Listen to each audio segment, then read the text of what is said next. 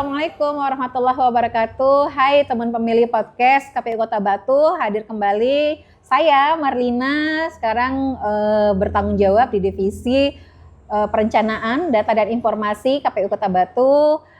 Kembali menyapa teman pemilih yang ada di rumah setelah panjang kita melaksanakan tahapan pemilu dan pemilihan kepala daerah. Tentunya hari ini kami ingin menyampaikan atau memflashback kembali apa-apa yang telah kita lakukan selama tahapan yang berlalu pada saat pelaksanaan pemilu dan pemilihan kepala daerah di tahun 2024. Hari ini saya menyapa kawan-kawan teman-teman pemilih yang ada di rumah, ingin mengajak bagaimana perjalanan pemutakhiran daftar pemilih yang ada di KPU Kota Batu. Nah, tentunya saya tidak sendirian hari ini. Saya ditemani oleh ex atau mantan penyelenggara badan ad hoc, baik itu di pemilu dia menjadi panitia pemungutan suara atau PPS, dan di pemilihan kepala daerah beliau menjadi salah satu bagian dari panitia pemilihan kecamatan, yaitu Mbak Nena. Hai Mbak Nena, silakan disapa teman-teman pemilih yang ada di rumah. Halo teman-teman semuanya. Di sini saya Nena Rofita, saya dulu pemilu sebagai PPS di Desa Beji. Untuk di Pilkada saya sebagai PPK di Kecamatan Junrejo. Saya di PPK mengampu divisi perencanaan data dan informasi. Gitu Bu. Oke, nah udah tepat ya, hari ini kita mendatangkan narasumber untuk kita berbincang, berdiskusi ringan, membahas pemutakhiran daftar pemilih lah. Karena pemutakhiran daftar pemilih ini, data pemilih ini juga tidak hanya dilakukan pada saat pemilihan kepala daerah maupun juga pada pemilu lalu. Tapi kita akan terus melaksanakan di tahapan non-tahapan itu selalu akan memutakhirkan data pemilih ini. Nah, sebagai informasi kepada teman pemilih yang ada di rumah bahwa di akhir pelaksanaan pemilihan kepala daerah kemarin, KPU Kota Batu telah meluncing buku. Nih, keren ya. Di sini ada Mbak Nena juga, karena sebagai dedikasi kami, ucapan terima kasih kami karena beliau salah satu dari PPK yang ada di wilayah Kota Batu ini menjadi support system kami, bagian yang terbaik, percepatan pekerjaan-pekerjaan tuntas. Dan akhirnya kami mendedikasikan beliau untuk masuk dalam cover dari buku dari data bercerita ini. Nah, tentunya storytelling, data berbagi cerita kisah di balik Pilkada Kota Batu ini asik untuk dibaca, saudaranya. Tapi memang ini bagian dari konsumsi internal kami, belum kami pasarkan di publik sana. Nah, tentunya kalau ingin membaca silakan datang ke kantor KPU Kota Batu. Karena di sini juga di Rumah Pintar Pemilu kita, di RPP kita, insya Allah kita sediakan perpustakaan mininya dan bisa baca-baca nantinya. Nah, Mbak Nena, ini kita sudah menyampaikan nih terkait buku yang sudah kita launching beberapa waktu lalu. Di sini tertulislah perjalanan dari pemutakhiran data pemilih kita, mulai dari coklit, kemudian mulai dari kita ini ya melakukan pemantapan, pengumpulan data, kemudian yang turun dari DP4, dari Kemendagri, dari Ditjen Dukcapil, kemudian nanti disinkronisasi dengan DPT hasil pemilu sebelumnya. Juga pemilihan kepala daerah kemarin. Nah, itu kita melakukan sinkronisasi. Kemudian data sinkronisasi ini diturunkan untuk melakukan pemetaan TPS. Nah, untuk selanjutnya dilakukan coklit, pencocokan dan penelitian oleh panitia pemutakhiran daftar pemilih kita atau yang disebut dengan Pantarli. Nah, Mbak Nena cerita dong kesan-kesan, suka dukanya selama menjadi salah satu bagian penyelenggara ad hoc kita dari PPK kita. Bagaimana sih pekerjaan sesungguhnya yang ada di tahapan kemarin, kapok atau tidak gitu ya. Karena pekerjaan kita tentunya ketika sedang padat-padatnya itu tidak mengenal waktu. Bisa dari pagi ke pagi lagi, bisa dari kejar tayang. Nah, segitu padatnya yang kita laksanakan. Nah, di sini Mbak Nena akan bercerita storytelling, bagaimana sih pengalaman beliau, bagaimana antusias beliau, komitmen beliau pada saat pelaksanaan pemilu maupun pilkada kemarin. Silakan Mbak Nena. Oke. Di sini saat saya menjadi PPK, setiap PPK nanti kan ada divisi masing-masing, dan karena kita hari ini storytelling, jadi kita membahas tentang data, perencanaan data, dan saya ada ini rekan-rekan PPS di setiap desa itu ada 7 orang PPS di divisi data dan teknis. Nanti PPS itu membentuk yang namanya tadi yang sudah disebutkan sama Bu Marlina, namanya Pantarli itu. Jadi mereka merekrut Pantarli di setiap desa masing-masing, 1 TPS 1 Pantarli, begitu. Nanti Pantarli tersebut setelah ditentukan sama masing-masing PPS akan diberikan tugas. Nanti tugasnya itu yang seperti pencocokan data pemilih dan penelitian data itu setiap TPS 1 orang, seperti itu. Lalu saya mendapat tugas langsung dari KPU Kota Batu untuk melaksanakan coklit selama 1 bulan, dan 1 bulan itu jujur sekali kita benar-benar 25 jam seperti itu. Bukan 24 jam ya, tapi 25 jam. Saking kurangnya waktu ya, karena kita itu di tahapan punya target ya, punya jadwal tahapannya dari tanggal sekian ke tanggal sekian kita harus menuntaskan pekerjaan-pekerjaan kita gitu. Terus apalagi pengalaman-pengalaman Mbak Nena yang berkesan lah ya, yang sampai membuat emosi gitu ya, memuncak atau juga bahkan haru, tangis, tawa gitu, pasti campur aduk ya ketika pelaksanaan pemutakhiran yang lalu. Jadi gimana sih waktu coklit itu yang paling banyak itu pasti kayak apa ya, seperti bentrok antar PPS itu ada. Kalau saya selain sama PPS juga ada Panwas itu nanti. Yang Panwas itu yang selalu melihat kinerja kita, mengoreksi kinerja kita seperti itu.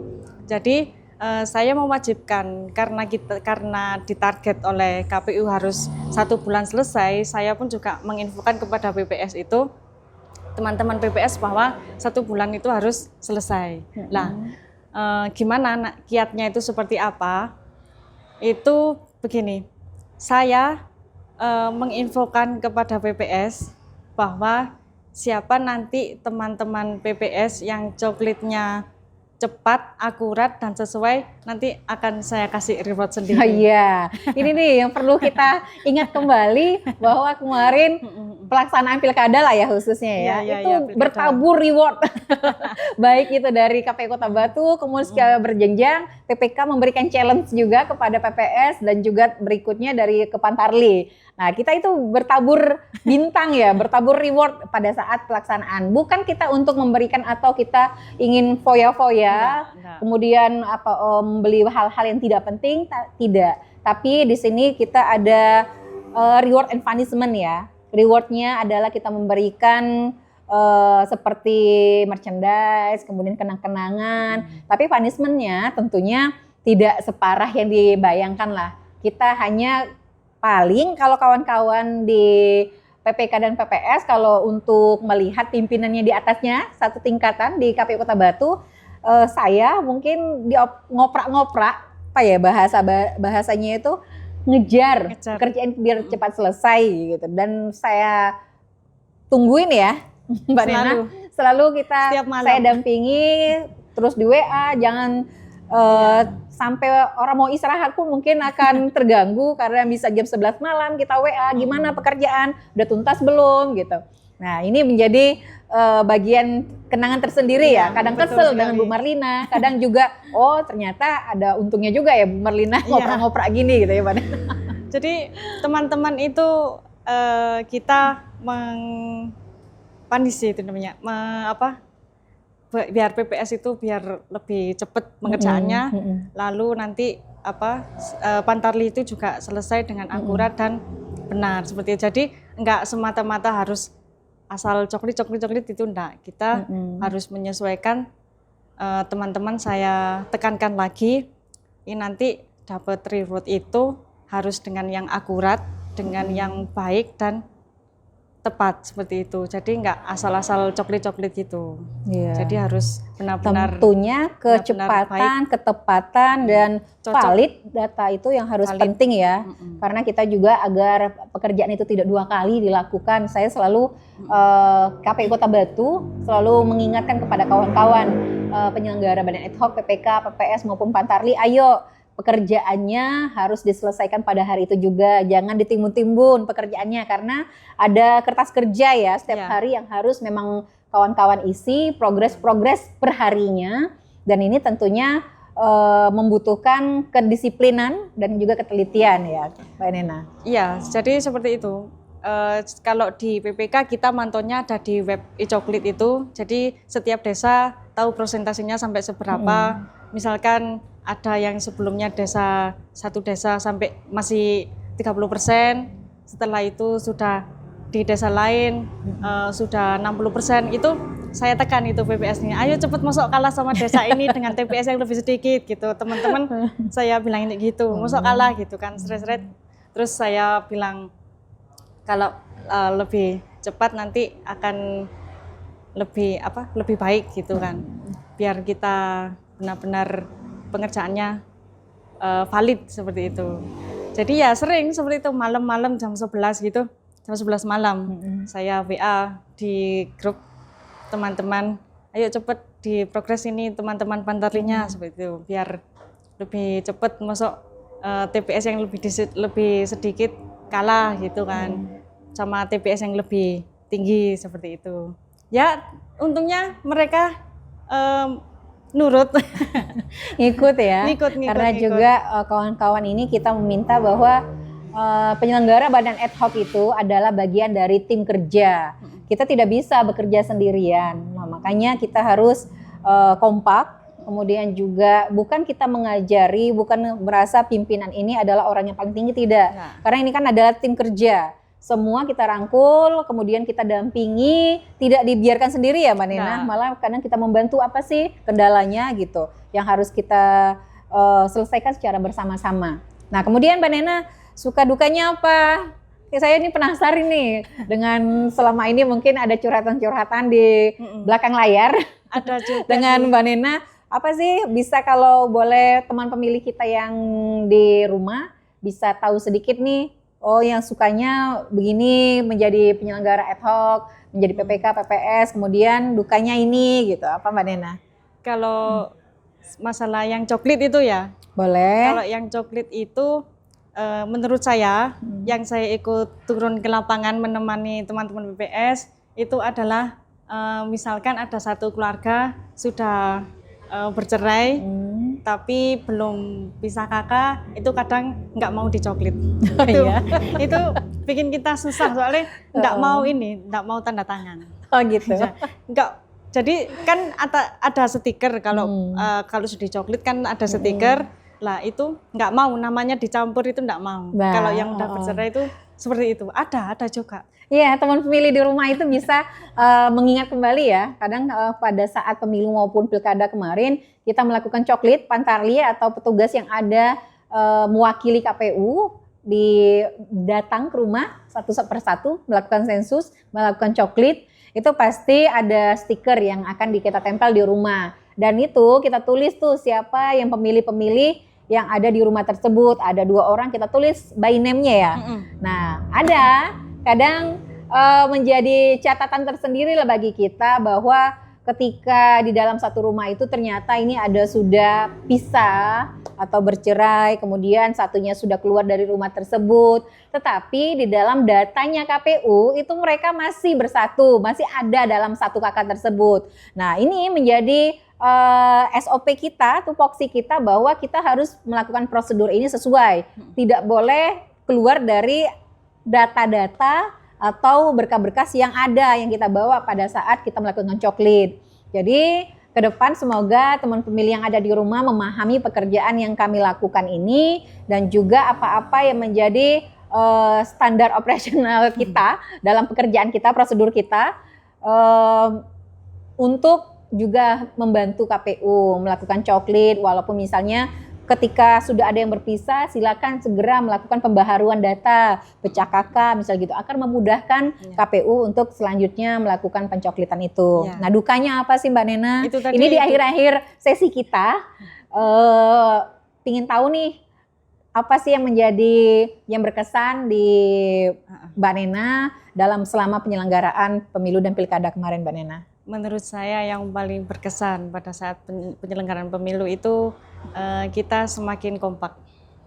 Kita dengan PPS itu semakin kompak dan semakin percaya diri. Seperti itu. Dan sama kekeluargaan ya. Kayak saya melihat ini bukan hubungan kerja saja, bukan hubungan secara ada tugas yang di dalamnya kita ingin menuntaskan secara bersama-sama, tapi lebih ke kekeluargaan. Tandanya ini ditandain oleh kawan-kawan dari penyelenggara ad hoc ini, silaturahminya itu tidak putus. Sampai sekarang masih melakukan pertemuan, kemudian meet up secara bersama-sama, kemudian juga ya akhirnya kita menambah teman, menambah komunitas yang ex penyelenggara kemarin gitu ya. Betul. Jadi sering hangout bareng gitu setelah pilkada ini, lebih kekeluargaan.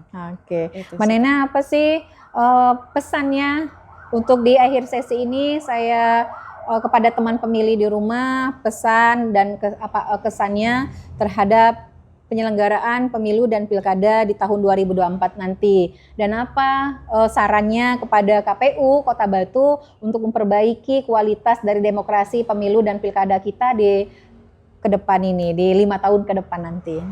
Pesan dan kesannya untuk pemilihan ke depannya, yang saya rasa sepertinya berkesan semua KPU. Baik-baik ya? Baik-baik. Lebih ini yang lebih mensupport untuk yang sekarang itu lebih mensupport dan lebih menfasilitasi dan lebih garang. Tegas ya Mbak Nena, lebih ke tegas. Lebih tegas. Itu untuk kedepannya sepertinya sudah baik. Iya. Apa yang perlu dijaga dan apa yang perlu mungkin ada catatan KPU nih jangan apalagi seperti ini, atau misalnya gaji yang honor yang telat gitu. Itu monggo silakan disampaikan KPU, saja Mbak Nena. Apa ya? Lebih sudah bagus menurut saya. Bagus ya, alhamdulillah. Lega hati saya. Memberikan support yang terbaik sekali. Oh iya. Memberikan membuat kita lebih tegas lagi seperti itu dalam melaksanakan pekerjaan. Oke. Baik, teman pemilih yang ada di rumah, ini sesi kita di podcast pada pertemuan kali ini, bahwa satu menjadi catatan kita kembali, kita mengulas bahwa di pemilu sekitar 164.516 DPT yang kita tetapkan. Kemudian di pilkada ada 166.914 kalau tidak salah DPT-nya, hampir selisih 2.400-an lebih dari pemilu ke pilkada. Tentunya pelaksanaan pemilu dan pilkada kemarin tidak lepas dari jasa-jasa penyelenggara badan ad hoc, baik itu PPK, kemudian PPS, dan juga Pantarli dalam mensupport menyelesaikan pemutakhiran daftar pemilih yang tentunya menjadi bahan primer kita, menjadi tuntutan utama kita agar bersih dari data-data pemilih untuk pelaksanaan pemilu dan pemilihan kepala daerah. Dan kami sangat mengucapkan terima kasih Mbak Nena dalam tugasnya, kemudian juga komitmennya, disiplinnya, kinerjanya, itu menjadi kenangan bagi kami tersendiri ke depannya, dan semoga bisa bergabung juga ya ke depannya, semoga tidak kapok ya Mbak Nena. Dan itu teman pemilih, Demikian dari kami, semoga podcast kali ini bermanfaat dan nantikan kami di episode selanjutnya, tentunya dengan tema-tema yang lebih menarik juga. Dari saya Marlina, Divisi Perencanaan Data dan Informasi KPU Kota Batu, mengucapkan terima kasih atas telah bersedia menonton kami pada podcast ini. Semoga ini menjadi wawasan, wacana kita dan juga pengetahuan untuk bersama. Terima kasih. Assalamualaikum warahmatullahi wabarakatuh. Makasih Mbak Nena.